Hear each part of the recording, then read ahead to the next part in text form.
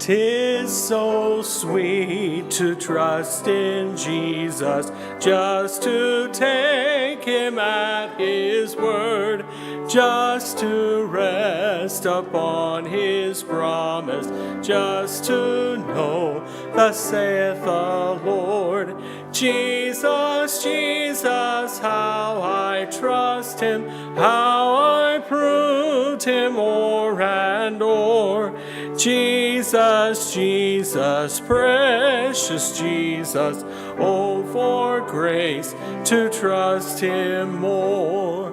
Oh, how sweet to trust in Jesus, just to trust his cleansing blood, just in simple faith to plunge me neath the healing cleansing flood. Jesus, Jesus, how I trust him, how I proved him o'er and o'er. Jesus, Jesus, precious Jesus, oh, for grace to trust him more. I'm so glad I learned to trust him, precious Jesus, Savior, friend. And I know that thou art with me, wilt be with me to the end. Jesus, Jesus, how I trust him, how I proved him o'er and o'er. Jesus, Jesus, precious Jesus, oh, for grace to trust him more. Amen. 603, when we all get to heaven.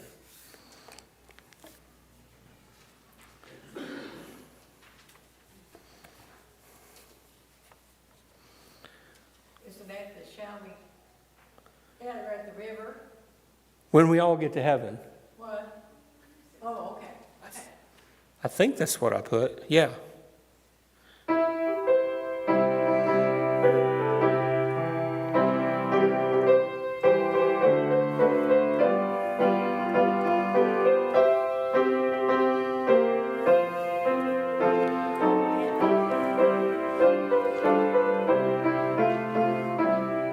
Sing the wondrous love of Jesus, sing his mercy and his grace. In the mansions bright and blessed, he'll prepare for us a place.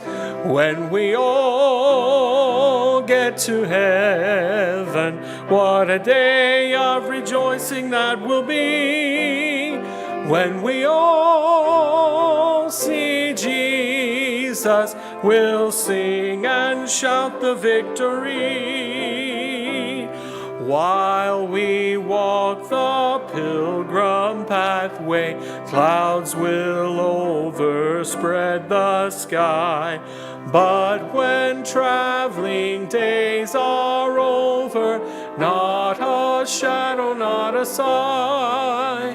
When we all get to heaven, what a day of rejoicing that will be. When we all see Jesus, we'll sing and shout the victory. Onward to the prize before us, soon his beauty will behold.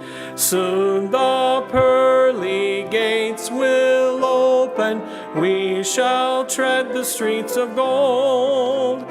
When we all get to heaven, what a day of rejoicing that will be. When we all see Jesus, we'll sing and shout the victory. All right.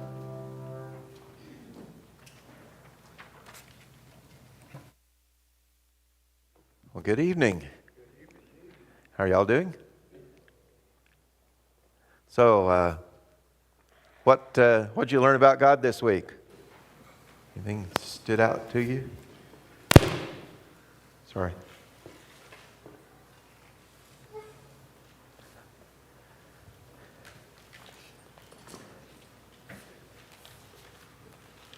Nothing?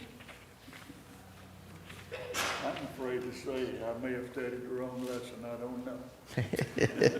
So I'm afraid Well, to say. we finished Ezekiel and we did Joel and the first 3 chapters of Daniel. Well, we finished Ezekiel and we did Joel and the first 3 chapters of Daniel. Well, we echo. I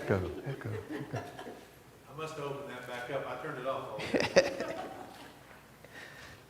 Well, the first thing we read about, which would have been Thursday of last week, was about Ezekiel's vision of the dry bones. What do those bones represent? Israel. Specific. Anything specific about Israel?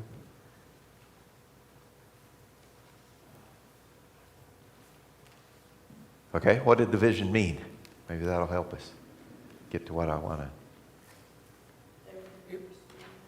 What? They were going to be restored. They were going to be restored. I think the whole point of the vision to me is that Israel, I mean, they were off in a foreign country.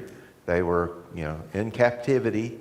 And to them, it almost felt like death of their nation. And God was just basically saying, I can breathe back life, I'll bring you back. And you will live again as a nation. I think that's one of the main things in there. The thing I liked most about that story, though, was the very first thing God says is to Ezekiel is, can these bones ever live again? And how did Ezekiel reply? Do you remember that? Only you know. Yeah. He wasn't trying to put God in a box and say, oh, yes, but he said, Lord, and not only can God know, but only God could do it. And so he was showing his faith and trusting God as well. And then the next chapter, God has Ezekiel take 2 sticks and tie them together. And what did those 2 sticks represent? Israel and Judah. Why were they tied together? To join them back. Yeah. They were going to be one nation again. Now, it didn't, miraculously become 1 stick, though God could have done that. But it was, and it did happen that they became one nation again. And they're no longer a divided nation, even now. They're all one, nation, the nation of Israel.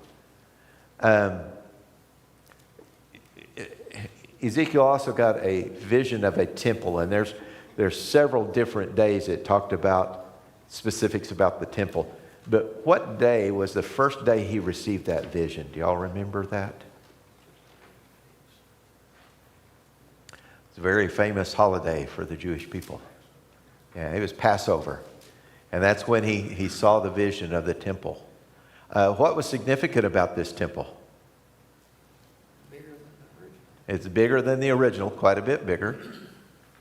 What else?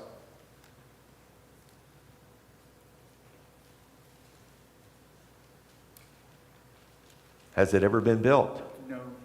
No.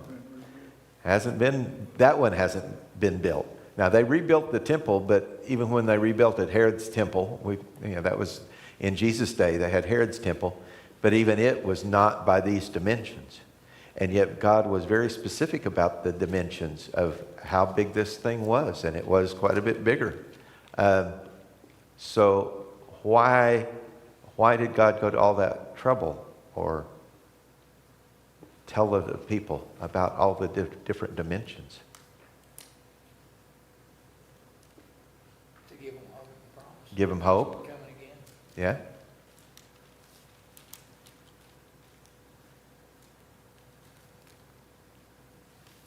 It is one of the things that she mentioned was that God did not command them to build this temple.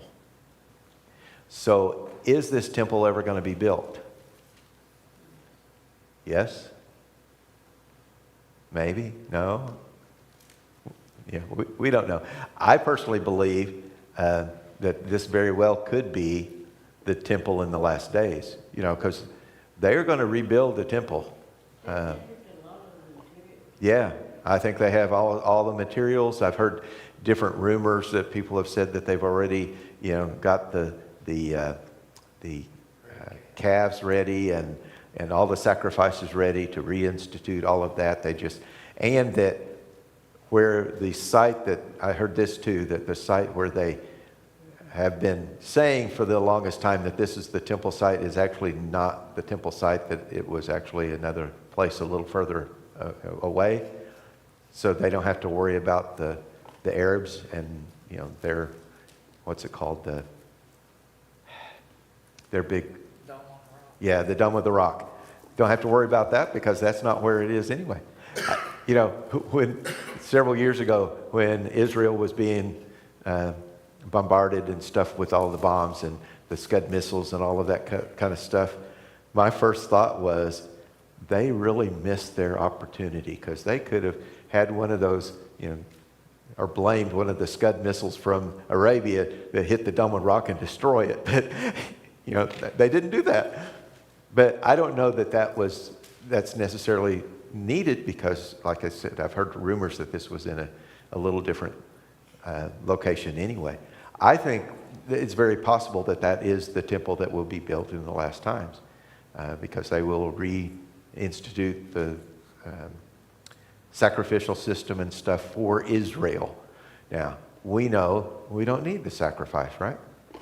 Because Jesus was our one sacrifice, once for all, and he paid that price. He was the ultimate sacrificial lamb. But I do know in Revelation it talks about them getting back into offering sacrifices and stuff again. And that's another reason why a lot of people believe that the church is going to be raptured out of here, is because we won't be around for that part, because that's basically for Israel, not for us, not for the church. One world religion at that point and everything. I'm sorry? They have a one world religion. Oh, yeah. And everything at that point. Yeah, one world religion definitely, but that's not with the Jewish people. That's going to be the one that I think, again, this is my personal opinion, I think that's going to be the one that the Antichrist uses to gain power. Well, doesn't he go sit on the throne at Yep. the temple? Don't they join all that together? Yes, he does, and that's when I think they run Israel out, the Jews out, before that all happens. So. Yeah, when the man of perdition is revealed, is when I think the harvest is going to happen. When the Yep. snatching away, right? Yep. In this new temple, God made a provision for the Levites that he didn't in the original Promised Land. What was that? Is it about the linen and the wool and not wearing wool and wearing? No, well, that's part of another thing that he had in there that's a little different, but this was something to do with a provision for them, something to help them live. Do y'all remember that? He gave them an allotment of land. Remember in the Promised Land, the Levites didn't get any land because he was their inheritance and they were to live off of the sacrifices that the people brought. But in this new temple, the Levites and the priests were also given land so they could raise their own crops and everything.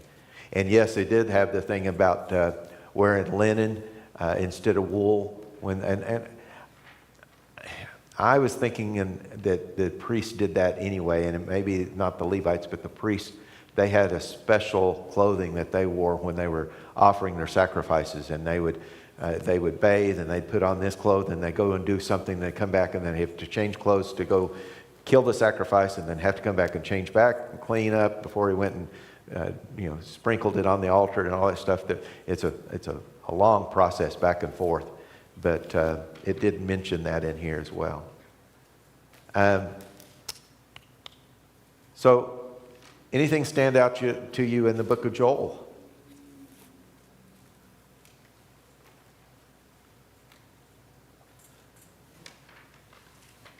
It's a very vague book. It doesn't have a lot of specifics in it, But there's a lot of yeah, a lot of prophecy, a lot of verses and stuff that we read in the New Testament that they quote from the book of Joel. I wish I could think of what they were. I just went blank on them. One of the things that I like about it, and this is probably one of those things that really stood out to me about God, and he says that he will, I wish I could find it real quick, but he'll give us a heart of flesh and a heart to seek him and so forth. I should have written, here it is. This one is one that I know that is quoted in the New Testament. Chapter 2, verse 28, I will pour out my spirit on all the people. Your sons and daughters will prophesy. Your old men will dream dreams, and young men will see visions. And he also talks about the sun being turned to darkness and the moon to blood. That also is described in Revelation that happens. So there's a lot of things, even though it was very vague, it wasn't real specific, and we really don't know about a whole lot about who Joel was or anything about him. It is one that is quoted quite a bit, so that should stand out. And what I want to focus on, the first 3 chapters of the book of Daniel. So what happened in the first chapter of Daniel? The first problem he faced.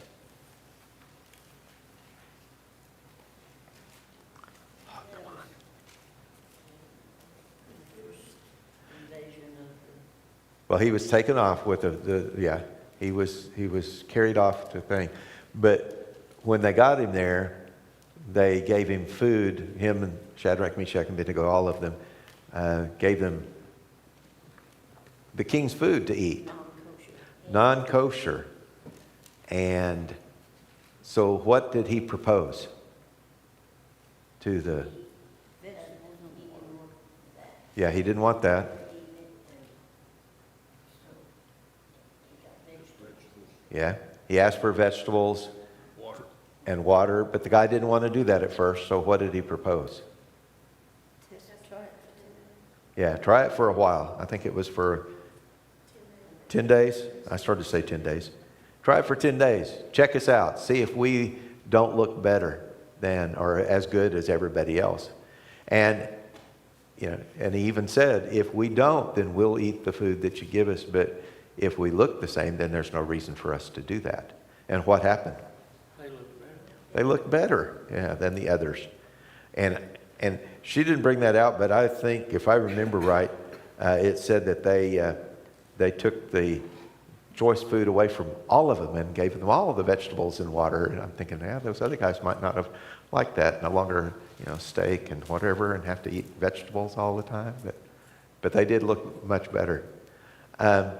So what can we learn about that? Eat your vegetables. No. Eat your vegetables. Yep. Yeah. even what are they called? Brussels sprouts, yes. Well, the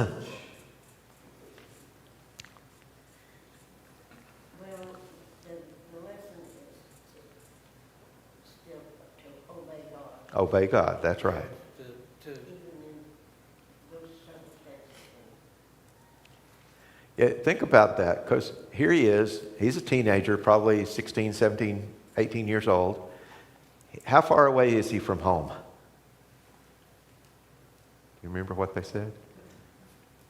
Too far. Yeah, 1,000 miles. 1,000 miles from home. Off there by himself. Well, he's got some friends with him. And they're giving him a new name. Instead of being called Daniel, he's now going to be called Belteshazzar. Shadrach, Meshach, and Abednego, which were Mishael, Ashel, and the other one. Yeah, his name. What? Ananias. Azariah. Ananias, Mishael, and Azariah. Yeah. Anyway, And basically they do this to indoctrinate them, to make them Babylonians.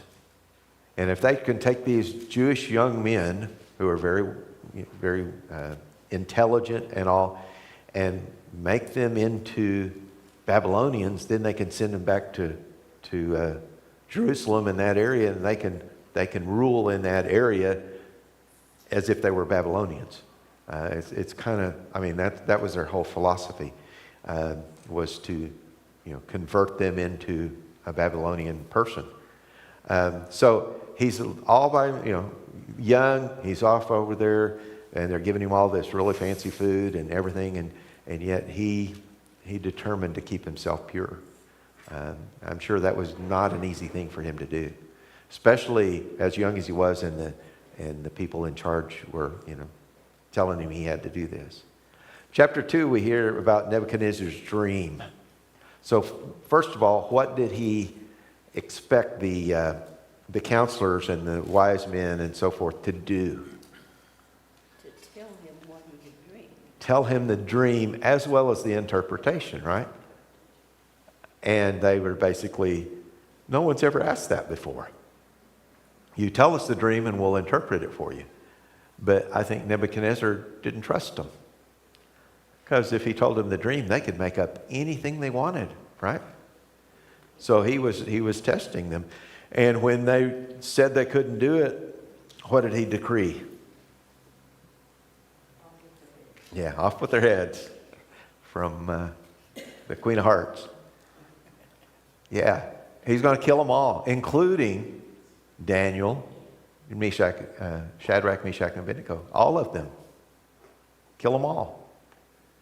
So Daniel contacts him, says, wait, there is a God that can answer that can tell me that. If you'll just give us a little bit of time, we'll pray. And so he got his friends together, and the four of them, they prayed earnestly that God would reveal the dream to him, to Daniel, and allow him to interpret it for the king. And he did. Now, I also thought it was very interesting. The first time he gets up there and he gets in front of King Nebuchadnezzar, what does he say about this task of both telling the dream and interpreting the dream? Do you remember what he said?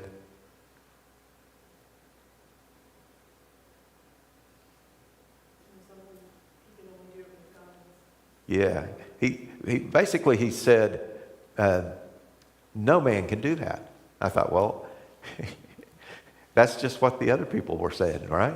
No one can do that. But then he said, but there is a God who can reveal it. And he has done that. And this is your dream. So what was the dream?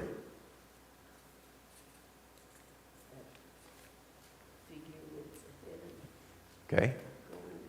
Head of gold, shoulders, and arms of silver. Midsection is brass, legs of iron, and then the feet with iron and clay. Okay? And these represent kingdoms that come along. And then there was a rock that just appeared and became like a mountain, and it hit it and destroyed the whole statue and ground it into dust, basically. So the interpretation, who's the head of gold? Nebuchadnezzar and the Babylonians. And then next came the Medes and the Persians, and they would be the silver. And then came Alexander the Great and the Greeks, and that would be the brass. And then you had the Romans and the iron. And then finally the divided kingdom, which could be talking about the Holy Roman Empire. It could be talking about the empire in the last days. I've heard both interpretations. I tend to think it's probably going to be the last days. That it's going to be, I think it's going to come from Rome or from that area, but it's going to be a divided kingdom and it won't last. And then who is the big rock that becomes a mountain? Who's that? Yeah, I think it's Jesus, and he comes and he destroys all of that, all of those kingdoms, and his kingdom becomes a huge mountain and lasts forever. And then chapter 3, Nebuchadnezzar gets the big head, right? And he makes this huge statue in the plain of Dura, and he tells everybody to bow down and worship it, or what's going to happen to him? Fiery furnace.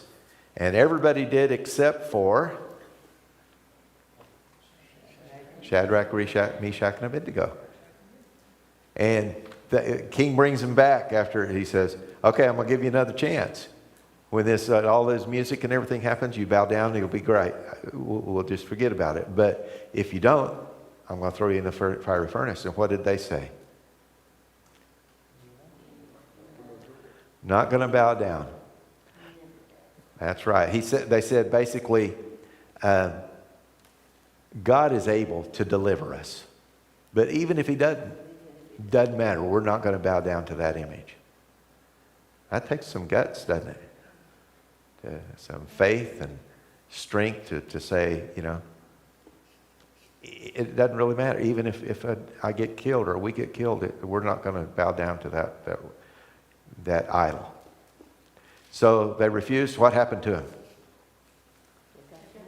They got thrown in the fire. And what happened in there? God protected them. And what else? There was 4 men, that's right. Yeah. Whether it was Jesus or an angel, we don't know, but I think it was Jesus. I think that's a Christophany, but that's my own personal opinion. I agree. And he protected them. And what is unique about when they came out? It didn't even smell like smoke. Yeah. This time of year, in fact, Sadie's already been talking about it. She really wants to go camping and sit because she would love to sit around the campfire. But I can tell you, we always smell like smoke after that for days or weeks, even sometimes. But yeah, they didn't even smell. What was the only thing that got burned up? Well, the men that threw him in, but what about them?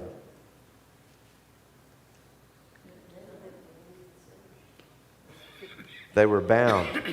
They were tied up and thrown in the furnace, and the furnace burned up those ropes and let them free. There's a lot into that, too, about how Jesus protected them, but also anything that was binding them was taken away. A lot of imagery and Yes. parallels with Yeah. salvation. Yep. Everything. And I knew we were going to run really late. And of course, I've preached on this before, and I did a whole sermon on each of those chapters. So, and probably could have done a couple of them on each of those chapters. But anyway, any other questions or comments? We got I think there's 3 more chapters, if I remember right, of stories, things that you'll remember, things about Nebuchadnezzar, and then Daniel in the lion's den, and that stuff, and the handwriting on the wall. And then it gets into prophecy. And it's either 6 or 9 chapters, and I don't remember which. And then it gets into the prophecy part about end times. And it's sometimes hard to grasp that. So make sure you listen to those podcasts, because she explains things very, very well. And by the way, I keep forgetting to tell people on Sundays, so if y'all could help remind me Sunday. October 1st starts the New Testament. So people who have not been doing this with us can start October 1st with the New Testament, and they'll just start right there and finish the year. That's what I did last year. I started October 1st, and I finished it, and then started over again this year. So, okay? Questions, comments? All right, well, let's stand, join hands, and we will sing our dismissal chorus.